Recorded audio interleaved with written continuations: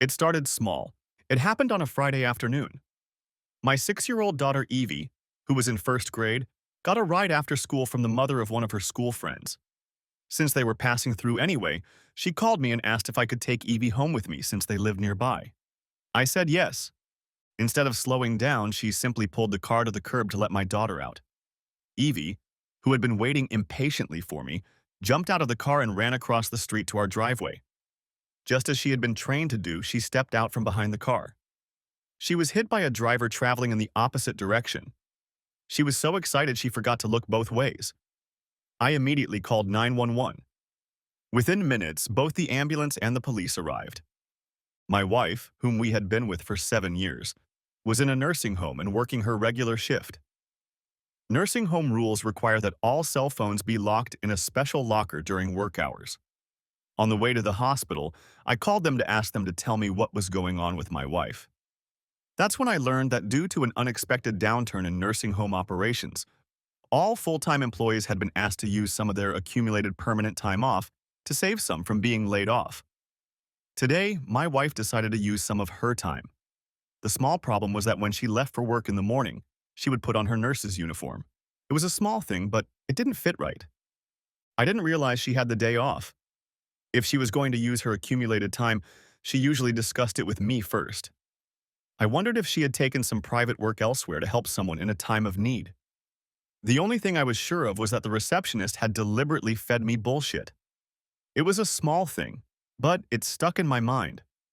I called her cell phone, but the answering machine picked up. It was weird because since she wasn't working, she usually answered. Something was wrong, but I didn't know what it was. It was just a small thing, but it bothered me. I left a message detailing to her what was going on. I got the paperwork for my daughter. I still hadn't heard from Emma. The ER doctor sent her for x-rays and an MRI because she still hadn't regained consciousness. They were afraid something might have caused her to go into a coma. I started to worry. Finally, about an hour after she usually left work, my wife showed up. As I hugged her, I could smell the odor of fresh soap coming from her body.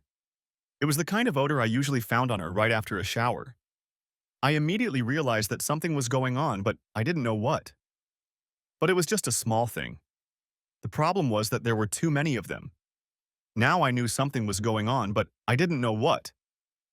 I asked Emma if the receptionist had given you my message. She replied as soon as she had the chance.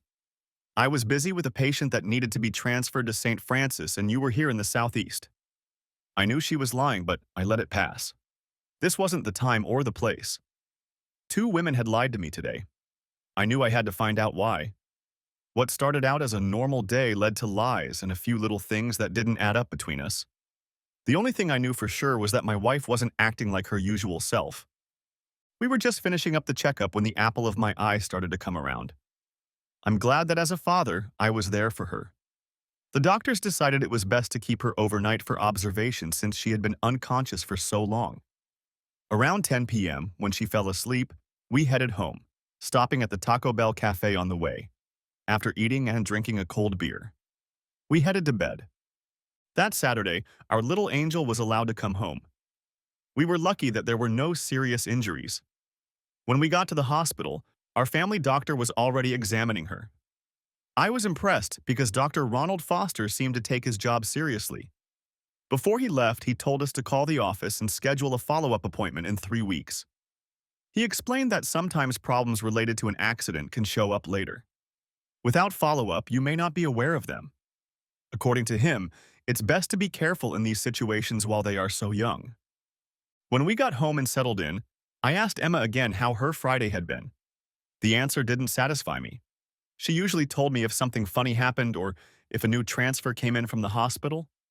Those little bits of normal communication and information were missing. They were little things, but now those little things were adding up to a pattern. Whatever my wife was doing on Friday, it was clear that she didn't want me to know about it. I began to ask myself the question, why? It made me look back and see if I had done something that pissed her off. Emma, if she felt she was being treated unfairly, could hold a grudge for weeks.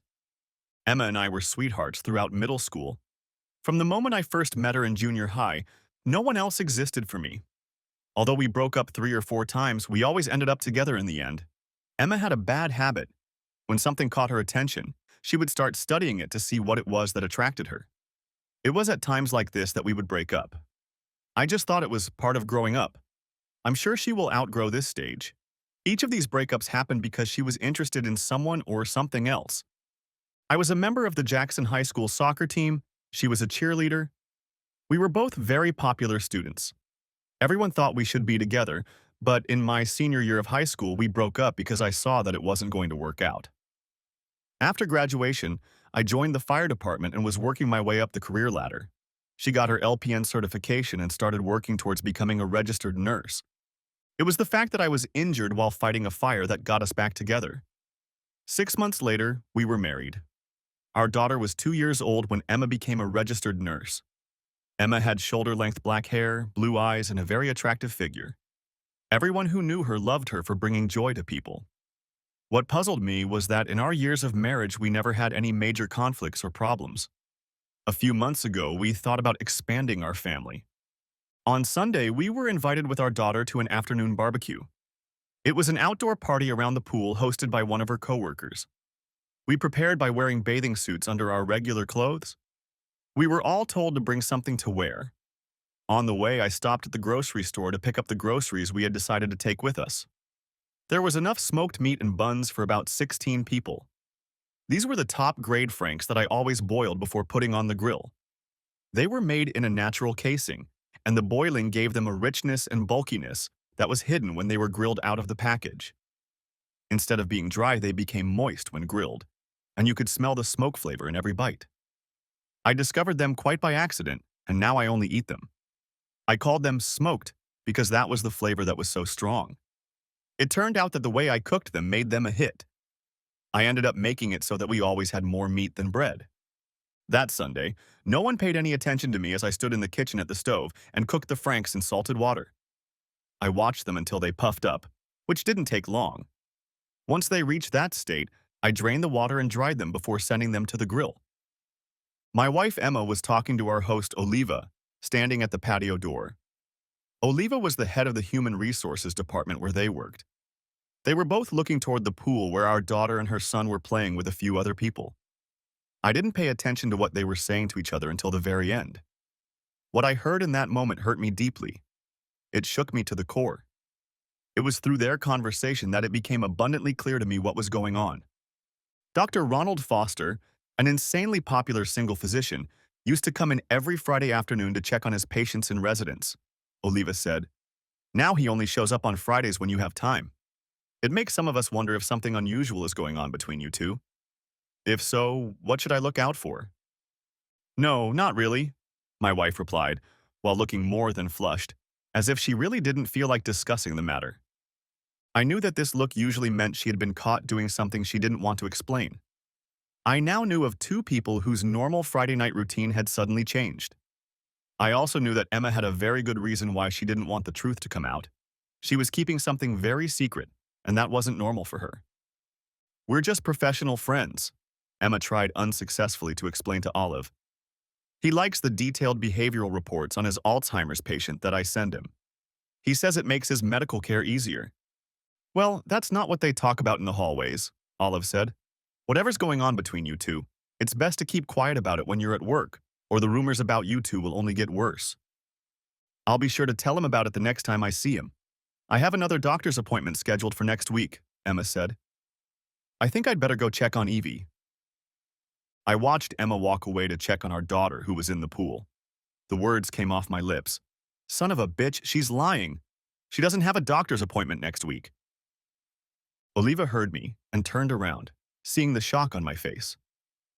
Her face turned white because she realized, as I did in that moment, that there was definitely something going on here and that I didn't know anything about it until today. You heard us, Damon, didn't you? Olive said. I only nodded my head. You think there's something going on between them, don't you? There have been a few little things over the past few days that just didn't add up. Now that I've seen and heard everything, it's a very different picture. It was clear from the look on her face that she was hiding something she didn't want anyone to know about. It made me see things differently. Can you please tell me how long Emma has been taking every other Friday off? I asked. For the last 3 months. She suggested this arrangement herself since she works a lot of extra hours. According to her, most of her overtime goes to extra taxes. She takes the day off to cut down on overtime hours and keep her regular day off for family matters, Oliva explained. We in HR like it because, in the long run, it saves the corporation money and the part-timer gets more hours. Another question. How close are Emma and the receptionist who answers the phone? Best friends. Why? Oliva replied. When I called because of Evie's accident on Friday, the receptionist told me that Emma had taken a cumulative permanent leave of absence because work was going so slowly that management had asked to move everyone to part-time to prevent part-time employees from being laid off. You've been lied to. We are working at full capacity. We have no room for others. What are you going to do? Oliva said, pouring me a very strong drink. Emma is definitely hiding something. Her best friend seems to be helping her, and apparently has been doing so for some time now. I really hope what I'm suspecting right now isn't true, I said. Dr. Foster is our family doctor. If what my intuition tells me is true, I'll ruin his career, divorce his wife, and get sole custody of our daughter. Judging by the gossip, you're not the only one who thinks something else is going on, Oliva said. The nurses she works with think they're too friendly with each other for it to be anything more than a professional relationship. They seem to spend too much time in the patient's room when the door to the unit is closed. If I find out anything else, I'll let you know. Please let me know. As a firefighter, we always say that where there's smoke, there's fire. Perhaps this is nothing more than a mutual attraction taken too far. Either way, I'm going to find out, I said, wiping the smoke away. Nice try, but I don't think it will work, Oliva said. When our intuition tells us something, it usually turns out to be right. At that moment, I began to believe that I was observing the same pattern of behavior in Emma that I had observed in high school. If this was true, it meant only one thing. Emma's eyes had found someone else. Dr. Ronald Foster joined our partnership group a little over 3 years ago to take the place of our former physician's family physician.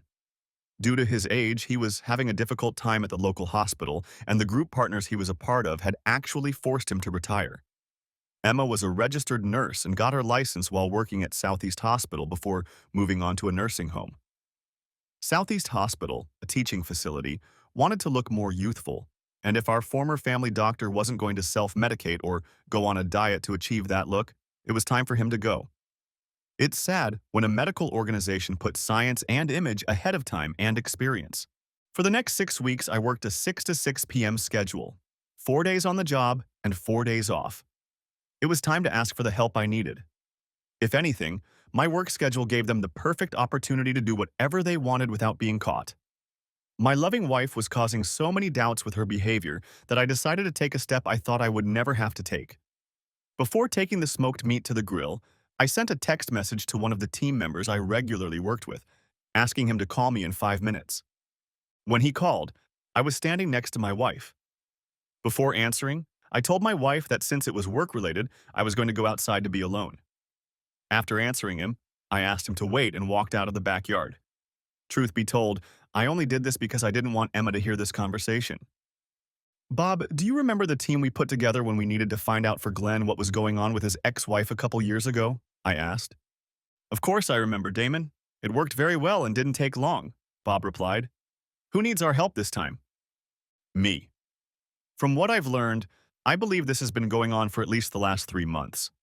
Emma and the man I think she's involved with is Dr. Ronald Foster, I said. Even her coworkers at the nursing home think something is going on. I know because I just overheard one of the supervisors talking to her about it. There has to be a serious relationship for this to be brought up. Whatever is going on, the head of HR told Emma to tone it down when they were together at her job. If that was said, then it's been going on for a while. I'll start making calls and try to arrange a meeting at the fire station tomorrow when we're at work. Bob said, Our friends at the sheriff's department will be glad if we offer them anything out of the ordinary. Remember, Damon? We're going to have to set the same rules for you as we did for Glenn. When we devised a plan to help Glenn after we found out what he knew, we made one rule. He was not to interfere until the team was finished. We believed that any change in his behavior could cause his spouse to change what she was doing. It took us less than a month to finish the job. When we finished the work, he was presented with detailed information about everything his now ex-wife and mistress was doing.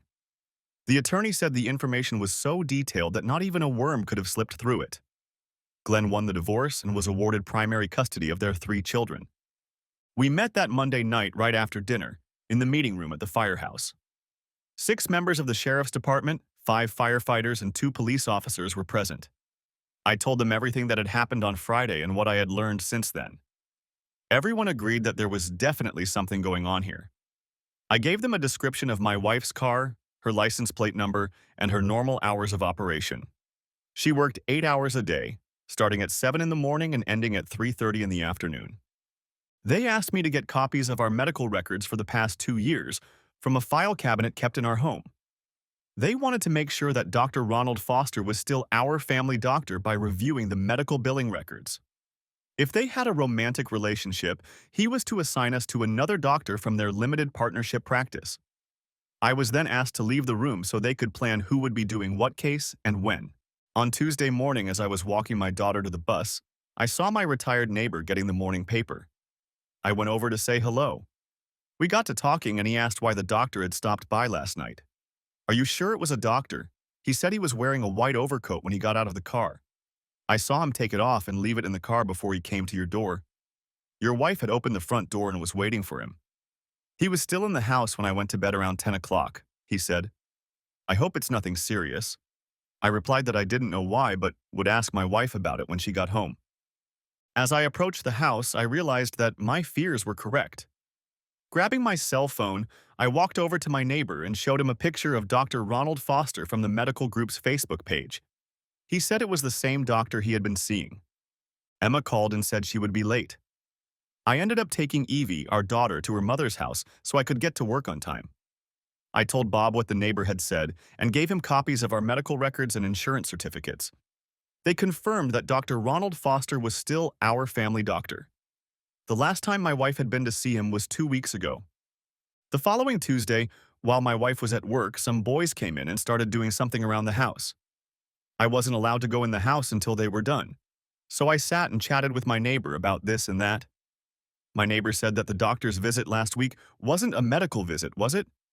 I told him he was a smart man. He said your friends are doing the wiring in the house. I replied that yes, they are, but they are doing it without me. This was done so that I would not know where anything was located. If I had known what they were doing, I would have watched them work like everyone else, and perhaps my change in behavior would have given them away. I wish I had friends like you, said a neighbor when I was going through a divorce years ago. It could have saved me thousands of dollars in legal fees alone. These days, you have to do everything you can to protect your ass, even from those you trust. The sad thing is that the new computer age has helped destroy the few family values we had. On the first day of the last 4-day job, wrapping up 6 weeks of night duty, they came to the firehouse to give me the bad news. They even brought along one of the best divorce attorneys in our town. I immediately realized that there was more to my situation than just my wife's stupidity. The fact that they chose an attorney for me meant that the team felt that they needed to act very quickly. Emma and Ronald Foster were lovers. Their affair had been going on for over 6 months. A turning point was coming. They felt it was time to take drastic steps. Emma was waiting until the end of the school year to file for divorce, which was only 2 months away. On the nights I worked, they would either stay at my house after Evie went to bed, or Emma would take our daughter to her sister's so they could babysit. Emma, after spending the night with Ronald at his house, would pick Evie up to bring her home before I left. Then they would get together as usual. The reason for the lawyer's presence was because of what was being done behind my back.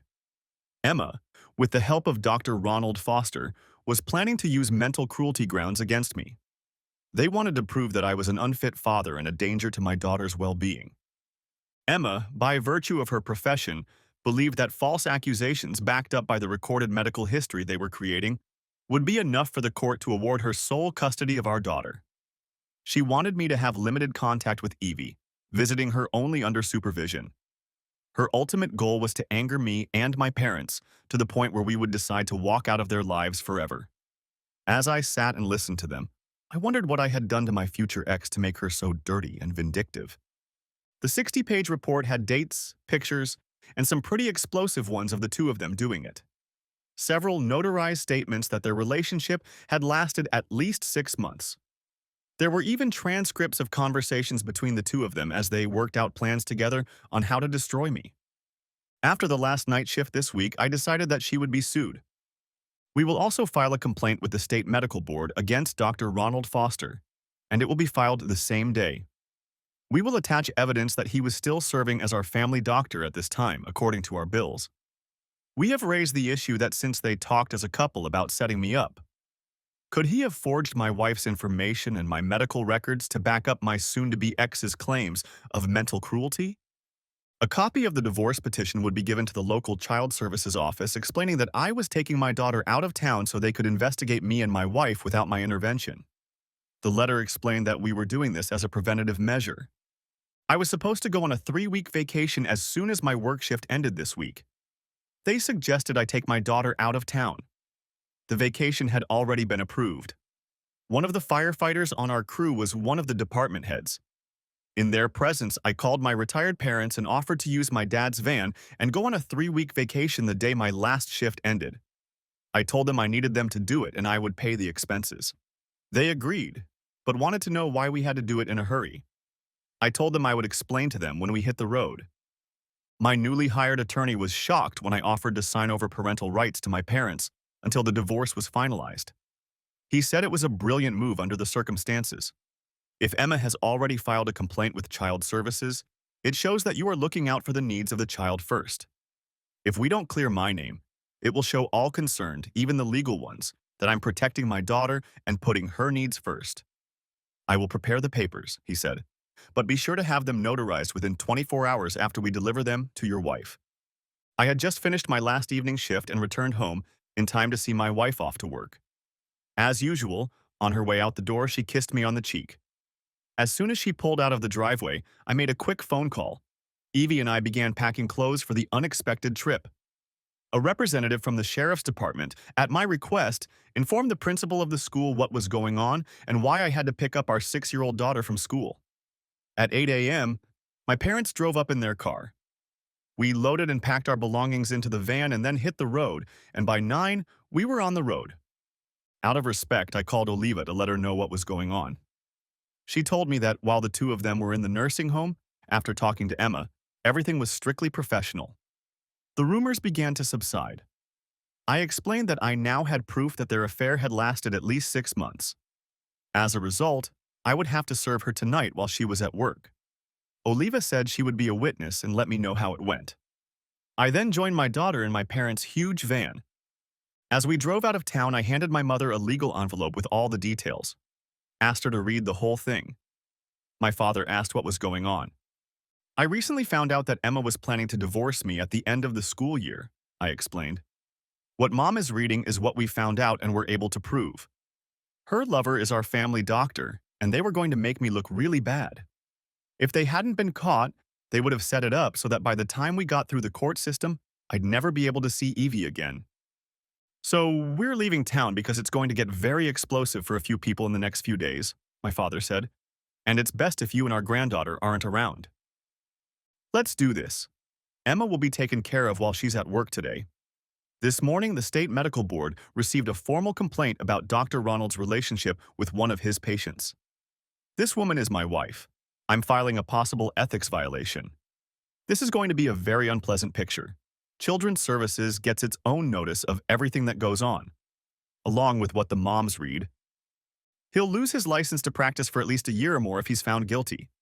If your accusations are true, his behavior will bring all the doctors in his group into question, Dad said. My God, Mom said, they let my granddaughter witness them doing this. I'm going to kill that bitch myself. That doctor can kiss his ass goodbye. He's permanently disbarred. The partnership he's in will be scrutinized by all government agencies, my father said. There are a couple of idiots who hung themselves. Emma will be lucky to get supervised visits. Damon Lay, you and Evie will move in with us when we get back, my mom said. If Emma comes to my house when your father and you aren't home, I'll open the door with a loaded double-barreled shotgun. No more school bus. I will drive Evie to school and pick her up every day. God, I loved my mom. She loved her only granddaughter more than anything. My mom took great care of her family. When she was growing up, she fought back many times against those who she thought wanted to hurt her family. My dad drove the car until we needed gas. That meant the gasoline level was down to half. I would use my credit card to buy gas and then get behind the wheel. This gave my dad a chance to read everything himself. He couldn't believe how detailed it was. I ended up having to tell him about the group we had formed in city services. I told him that this was the second divorce we were working on to protect one of our own. Around 3 o'clock, we stopped for the night at a trailer park my mom had booked. She had set aside these 3 weeks to pamper her granddaughter. After we parked and hooked up to electricity, I took Evie and went swimming in their pond. We were just coming back when my cell phone rang. It was Oliva. "Hi, Oliva," I said. "I hope your day went well." "Damon, we haven't had such an exciting day in months." Oliva replied, "Thanks to you. We received word this afternoon that Dr. Ronald Foster has been suspended from professional practice until the state medical board completes its investigation." "They're acting so fast, I'm amazed," I said honestly. "I figured they'd at least call him in for an interview first." "They only suspend if there's a serious complaint that's already partially proven," Oliva explained. "It also means that they consider the situation very serious. That means it will be about 3 months before we know the outcome." "Well, I sent them all the information that was listed on my divorce petition," I explained. "At 3 in the afternoon, your soon-to-be ex got a summons, right during his shift. I alerted security to expect him and contacted me before letting him in. When he arrived, I escorted him to the department where Emma worked. The young man asked her if you were Emma Lee, and when she said yes, he said, 'Congratulations, you have been served.'" Oliva said, "When she opened the envelope, the first thing we all saw was a picture of Ronald making love to Evie. 'Oh no,' she screamed until she passed out.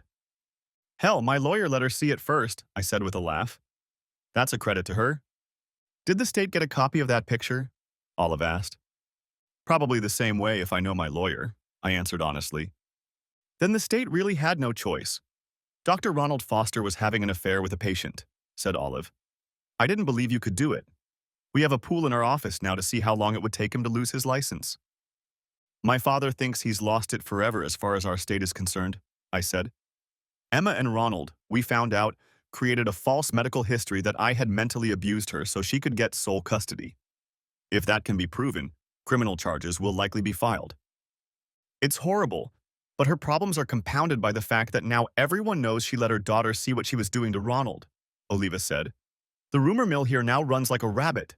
Some staff members refuse to work with her. I'm working on reorganizing the schedule right now. They say they've lost all ability to trust her." When she came to, I informed her that the state had informed us that Dr. Ronald Foster had been suspended by the medical board pending an investigation. When she left at 3:30, she wasn't happy. "Wait until she finds out Evie and I are out of town. We left with my parents this morning on the advice of my attorney. My lawyer decided that because of the charges Ronald and Emma have brought against me, it would be best if I wasn't alone with my daughter right now." A sensible move. After all, she has many friends all over the world due to her profession. To give her claims the credibility they need, these stories may have already been planted, Oliva opined. After all, it is the details in our reports that have saved our organization's ass more than once from a legal standpoint. We promised to keep in touch and said goodbye. Mom and Dad looked at me in utter admiration. It was as if they realized for the first time what Emma and Dr. Foster were trying to accomplish. "Mom, find in your notebook the address of the nearest notary we'll have tomorrow morning," I said. "Why?" she asked. "The lawyer has drawn up legal documents giving you both my parental rights until either the divorce is settled or my name is cleared. We have to have them signed and notarized by 3 o'clock tomorrow afternoon," I said. "I will not let them take my daughter away from us, no matter what happens." My mom tearfully asked, "Are you sure about that? Don't you think that's a bit extreme?" "Yes, Mom, I'm sure. Even the lawyer thinks it's for the best. We don't know what the fake medical reports say. As a result, until it is proven that I am not a danger to my own child, for the sake of Evie's protection, we will agree to this," I explained. My mother began to cry. Upon arriving home, Emily found her husband's car in the driveway. She shut off the car and prepared for the expected storm. She walked over and rang the doorbell, hoping he would answer. But he didn't come, so she rang again. Finally, she took the house key and unlocked the door. As soon as she entered the house, she realized that no one was home because her daughter had not come running to greet her. Pulling an envelope of legal documents out of a huge bag, she began to read them all the way through. It was clear that whoever had used his services, they had caught it all. Ronald and her own deciphered words laid out their plan. He struck first and he struck hard. The problem was that none of the altered medical records had been made public simply because they hadn't reached that stage in their plans yet. And now they wouldn't be. Ronald couldn't access his files until the investigation was over. Ronald never learned the details of the complaint against him. He was only told that because of the seriousness of the complaint, they were taking precautions. Damon proved that the case and their stupidity had nothing to do with it. No moral person would accept that a 6-year-old girl witnessed them making love. Until now, she hadn't even realized it had happened. Evie must have woken up and gone straight to bed. Getting sole custody was now impossible. But joint custody with the main one was still possible. The main thing was to get to Damon and talk to him. Damon always listened to her opinion. She called him, but his phone went to voicemail. She texted him, but got no response. She called his parents and found they didn't answer their home phone. She called their cell phone and did not get through to the answering machine. It became clear that they had blocked her. She called her sister, who answered. "Hi, Emma." Damon did the sensible thing. "Everyone in the family has been sent a copy of his divorce petition," Evelyn said. "Mom and Dad are furious. They've read the whole thing and are absolutely outraged at the behavior of you and your lover. In our parents' eyes, you've gone too far in trying to ruin Damon's reputation," her sister said. "He called them this morning, right after you left for work, and told them he was taking their granddaughter out of town to see his parents. When they asked him why, he replied, 'Your daughter and her lover left me no choice. You will receive a document explaining the reason.'" "Dad," Damon said, "Emma has put me in a legal situation where I have to relinquish my parental rights to Evie until I clear my name. My mom and dad will take that responsibility." Our mom and dad were hysterical when they read the papers. "Why the hell are you trying to ruin Damon's life?" "God damn it," Emma said. "Does this mean I'm going to have to fight my in-laws for custody?" "Looks like it," Evelyn said. "Divorce court can't rule on what he doesn't have. I think he outsmarted you. I told you he was the kindest, most compassionate man I knew until he was cross. Then he started treating everything as a scorched earth. You know your mother-in-law's reputation. This is one of those fights that will drag on for a long time." "I expected a quarrel, but I didn't expect this," Emma declared.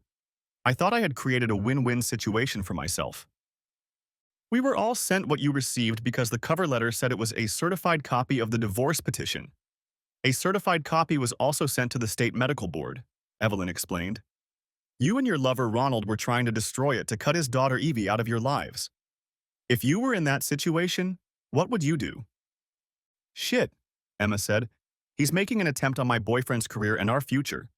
Ronald, if the board decides in Damon's favor, may never be able to practice medicine in the state again." "Bingo. Sis, I think you've got it all figured out," Evelyn said. "He's giving you what you plan to do to him and using your own scheming to prove it. But that's okay, because according to you, Ronald is the best you've ever had. As for family, and I have to agree with them, you are on your own in that matter. None of us want any part of it. We will not participate in your attempt to ruin your husband's life. Stay away from us until this is settled." Emma was stunned that her husband had completely outplayed her. Even her family wanted nothing to do with the mess she had made of her life. When the application was handed to her, she was in complete shock. Ronald, and she thought she had been so careful. She spent the rest of the night trying to figure out how she got caught. Ronald Foster was just finishing up a meeting with his partners. After 4 hours of heated discussions, they had all agreed to buy him out immediately. This was to minimize the impact of the investigation on the limited partnership. Until they knew who had made the serious allegations, everyone would be flying blind. Ronald Foster had earned enough from the deal to open his own office once things settled down. Emma's cell phone beeped. A text message had arrived. She swiped her finger across the screen to open it. Damon replied to the message. It read, "Can't talk, too much rage. Any communication will be in the presence of or through lawyers." Emma cried because she realized she had missed her chance to convince him to withdraw the complaint against their doctor. "My parents and I had just left the notary's office where the transfer of my parental rights to them was being finalized. I had to pay another $5 for them to scan a copy and send it to my attorney. When I got an unexpected call from my family doctor's office, I answered it. The state representatives were there, and they had not put my name in the medical records in the court order they received. The nurse I spoke with asked for my consent to release the records to them. I gave it and asked if they would get my wife's records and bills. She replied that everything about your family. My mom planned our trip well, picking up something each day to keep Evie entertained. It brought back memories of those special times when we were kids. We parked early again. The humidity wasn't too high, and I joined Dad to cook dinner on the outdoor grill. Mom poked her head out and said, "Oliva is calling your cell phone." I walked over and took the phone from her hands. "Hi, Oliva," I said. "I'm a little surprised to hear from you so soon." "Thanks to you? We had another interesting day," Oliva said with a slight chuckle in her voice. "Emma spent about an hour this afternoon interviewing state representatives. They utilized the services of our in-house notary to record, witness, and certify her testimony." "That's really interesting," I said. "Anything else I should know about?" When the meeting was over, she told me that she would have to appear before the Board of Nursing for a full vetting. "She was called in because of her behavior," Olive said. "She will most likely be given 6 months probation." "How will that affect her job?" I asked. "Since what they were doing wasn't happening at this location, not much," Olive replied. "It means I'll have to keep an eye on her and report anything questionable." For the next 6 months, Emma will have the best daily reports on our patients in the entire organization. But if she gets probation, we'll put her on the graveyard shift for all that time. I started to laugh. Emma hated graveyards because they killed social life. I explained that my parents and I were trying to make this time special for Evie. We talked for a few minutes, and I promised to take her out to dinner when I got back. While we were eating dinner, my mom asked me what I knew about Olive. I replied that I didn't know much. She's a single mom about my age, and she has a son who is about a year older than Evie. I don't even know if she was married or not. Oliva and I kept in touch the whole time we were away. The day before we returned, I called the lawyer to ask him to give me access to the house so I could get my things. That's when I found out that Emma had moved out of the house, taking everything she wanted. She was now living with Ronald. We went back a couple days early so I would have time to do some things I needed to do. Friday morning, we loaded back into the Cape. When I told my parents about it, they thought it was ridiculous. They ended up driving me home early in the morning. Taking little Evie with them, they set off for our new home. The first thing I did was mow the lawn.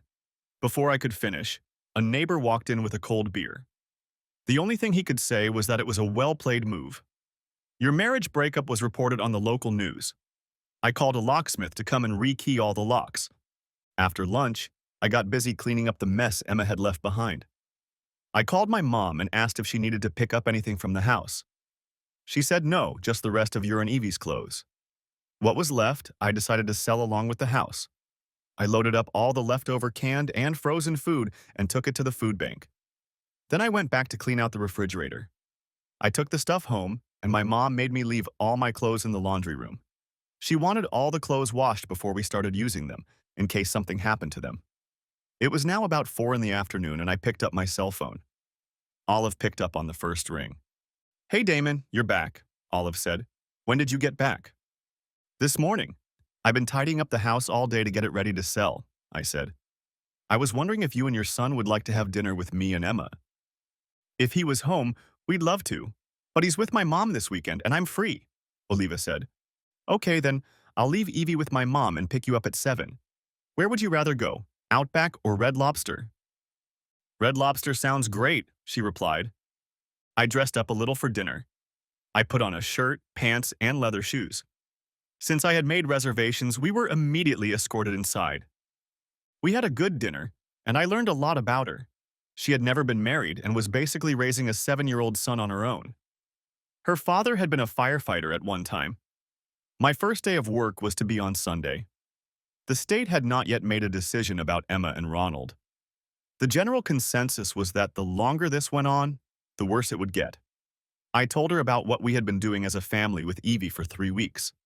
After that, we went for a walk around the center of the Cape to experience the nightlife. It was about 11 o'clock when I pulled up to my parents' house. Mom, being mom, was still waiting for me. Sunday afternoon, I was called into work. I had a visitor who wanted to talk to me. I figured I knew who it was, and I was right. It was my ex, Emma Lee. "Mrs. Foster, how can I help you?" I said, walking into the office and turning on the recorder app on my cell phone. My name is still Lee, Damon, Emma replied. Well, if that's true, then I'm still a piece of shit to you. I replied, so what do you want? Damon, that's not true, Emma said, trying to defuse the situation. I'm sorry, but your behavior tells a different story, doesn't it? I replied. The first thing you did was move into another apartment as soon as Evie and I went on vacation. Witnesses say you moved there the next day. So much for guilt or remorse. I want to see Evie, Emma said. Go see your lawyer. I'm sure he'll confirm that legally I no longer have a say. It sounds like you're knocking on the wrong door. I replied. After all, I was the one you publicly told that I was abusing our child. I know that, but you can smooth things over, Emma said. I'm sorry, but I really don't think at her age Evie should be introduced to anyone who isn't a slut. Said I. The pictures show how much you care for our daughter when you are in the arms of someone else. You can deal with my parents directly. So please leave, Mrs. Foster, and don't come back or I'll file for a restraining order. With those words, I turned my back and walked out. I told the person assigned to this position for the day to escort the whore out. I turned off the app and hit the save button. He later told me that her face turned white, and when he walked her to her car, she broke down. According to him, I told her that from what I had heard about all of this, Damon had no choice but to behave this way. After all, if you felt any responsibility over the last 4 weeks, you would have done something to clear his name. Most of us who helped him investigate what was going on find your behavior inexcusable. You are nothing more than a conniving, greedy bitch who planned to take away everything that meant anything to him. Late Monday night, I was working with an ambulance crew on a medical call when my mother called. I transferred the call to an answering machine. We were helping prepare an elderly woman for transportation to the hospital. Back at the station, I called her back. Sorry, Mom, I was on a call and couldn't answer, I explained. I thought you should know that the state representatives were here right after I brought Evie home. They talked to her right at school today, she said. They toured the house, checked her room. I showed them the transfer of parental rights document, and we talked to me a little bit about it. I told them that I have never seen my son be violent to anyone. Thanks, Mom. I'm glad to hear that, I said. I hope you're not mad, but Emma's parents are already here and are staying for dinner, she said. Do you want us to wait for you? That's okay, Mom. Please tell them I said hi, and tell them I'll be there as soon as I can, I replied. Tell them they can take Evie whenever they want as long as Emma isn't present. Explain that this will be the case until the court settles things.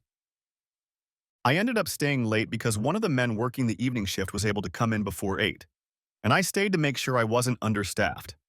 I told him he could compensate me for those hours later. I texted my mother not to wait and explained why.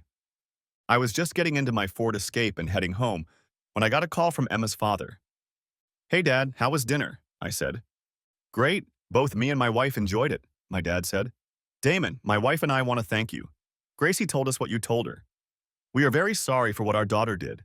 We promise you, son, to honor your terms. Have you spoken to her at all? We haven't spoken since we got a copy of the divorce petition. She came to the station on Sunday and demanded that I let her see Evie. I told her it was out of my hands and that she would have to take the matter up with my mother. Shit, I just remembered I recorded our conversation. How about I send it to you? I said. Please record it. I'd love to hear it, my other father said. I recorded it. Apparently he liked it because he forwarded the recording to my parents, all of his children, including Emma, and then sent back a message saying, the truth was well explained. It's a good thing I live in flyover country because the next day, I learned that my wife and I had an appointment with Judge Donald McDonald for Friday at 1 p.m. The toughest and most principled judge this neighborhood has ever known. You had the right to be a bigot or an asshole in his court, but if you did, he treated you accordingly. Bottom line, if you were a man, it meant your balls were hung out to dry. There were rumors, but they were never proven that some of them never got them back. The man was a living legend in the neighborhood. It was often said that he made Judge Roy Bean look weak. My lawyer said that when the judge took our case, it would be like the comedy Friday the 13th. You have to watch your R's and Q's and be ready to answer his questions when he's ready or suffer the consequences. The judge will not tolerate slander and innuendo. He wants facts. It is by knowing them that we will be able to present our defense. We all gathered in one place as the judge took a seat on the bench.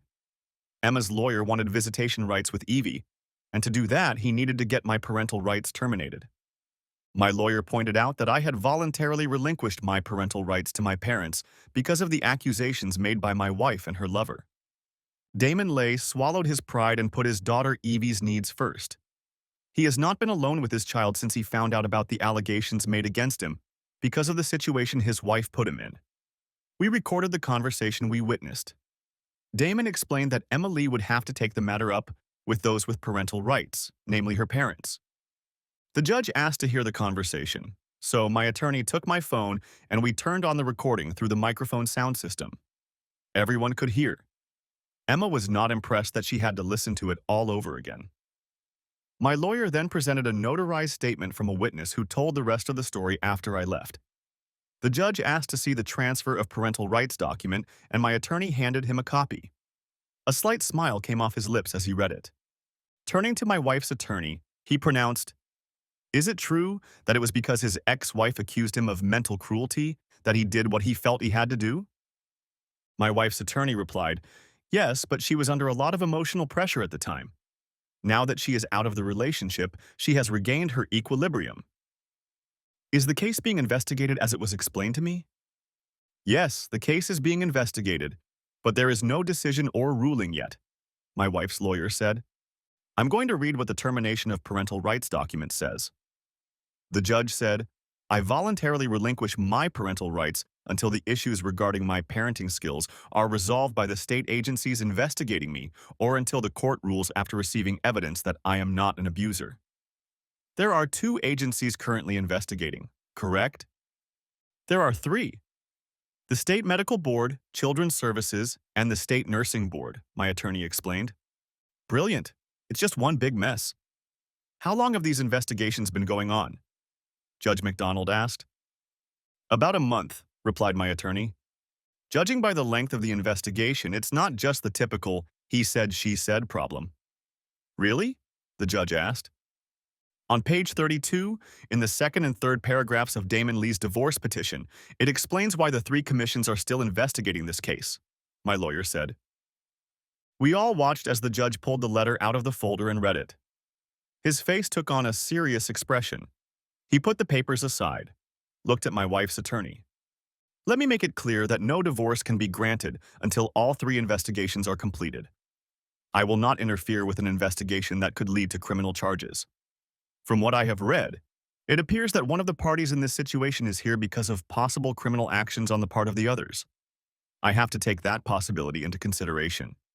It may be that the complaints against one of the parties by the other party are false, Judge Donald McDonald said.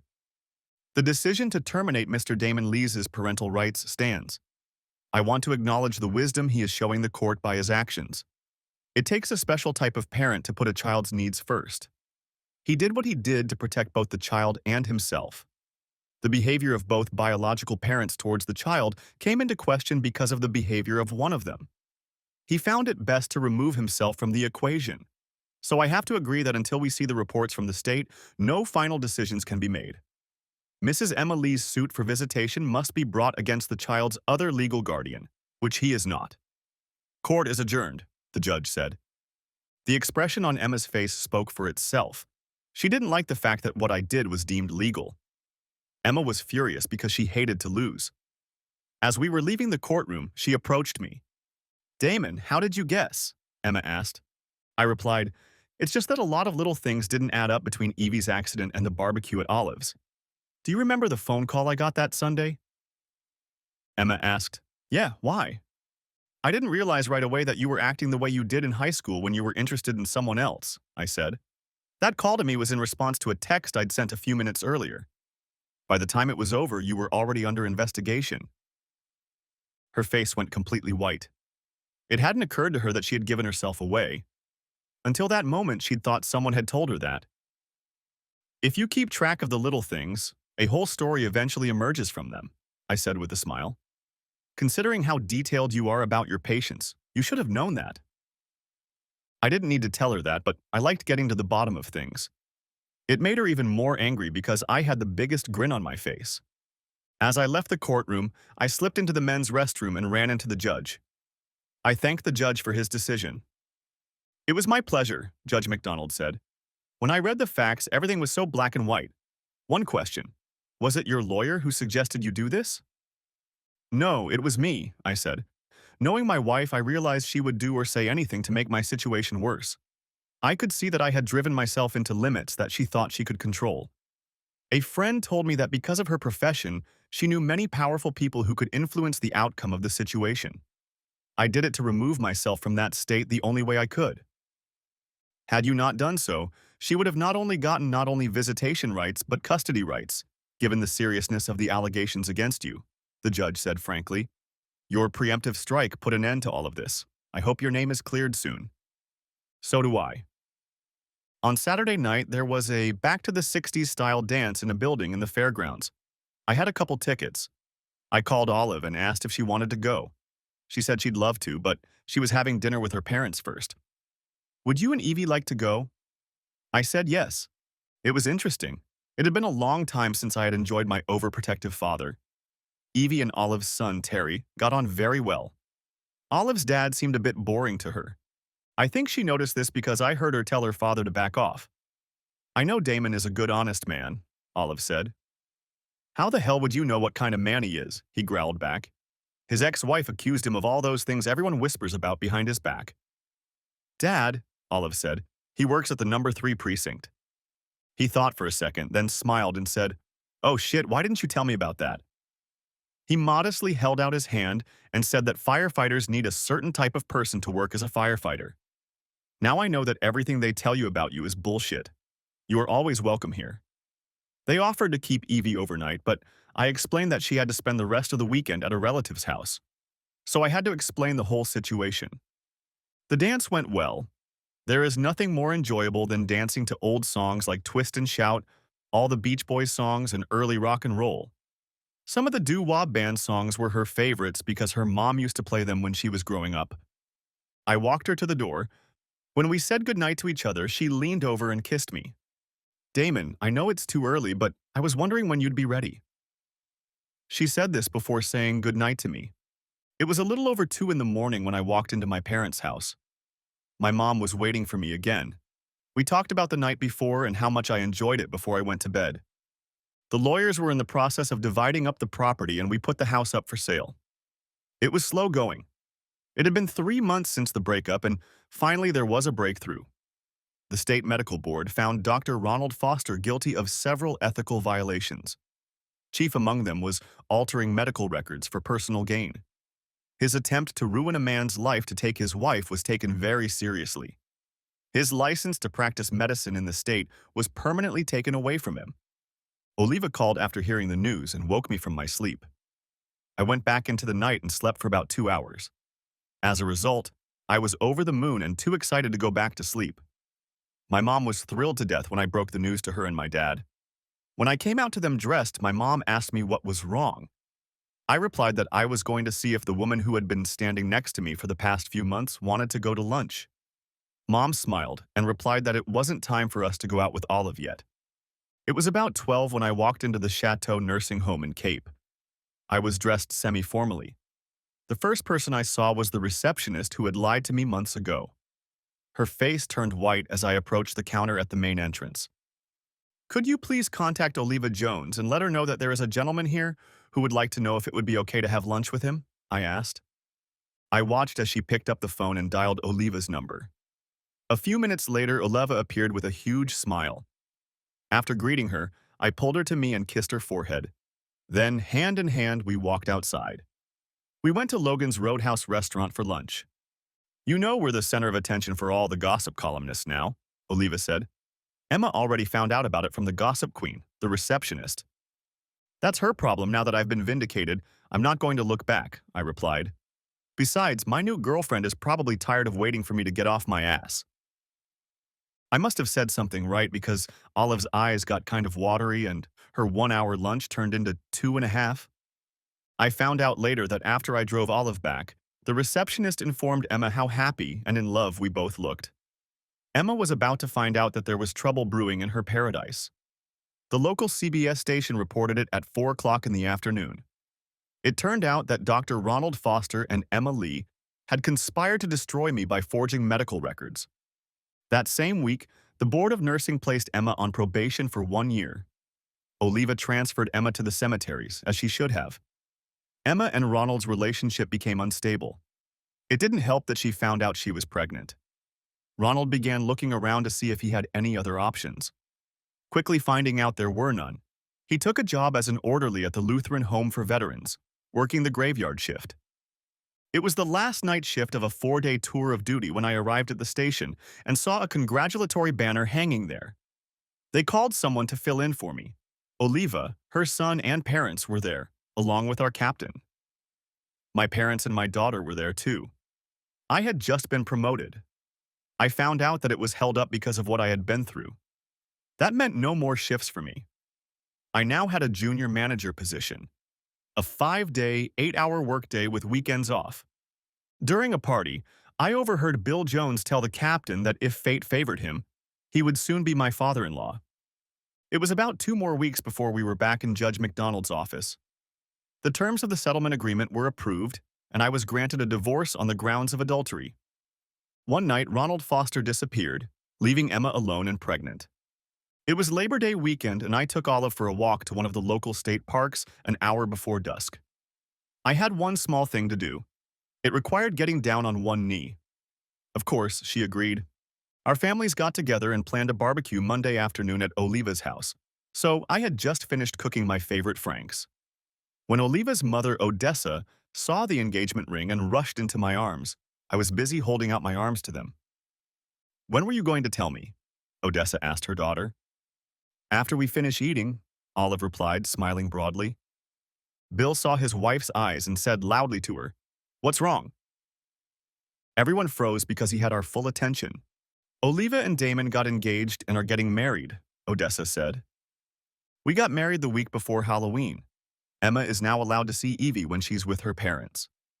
No one knows that Mom, Dad, and I are legally restored to parental rights. Emma has to put up with the fact that one of her bosses is now her ex-husband's wife. She's not a very happy person." The end. Thanks for watching. Hope you enjoyed it. Subscribe to my channel and stay tuned for the next videos.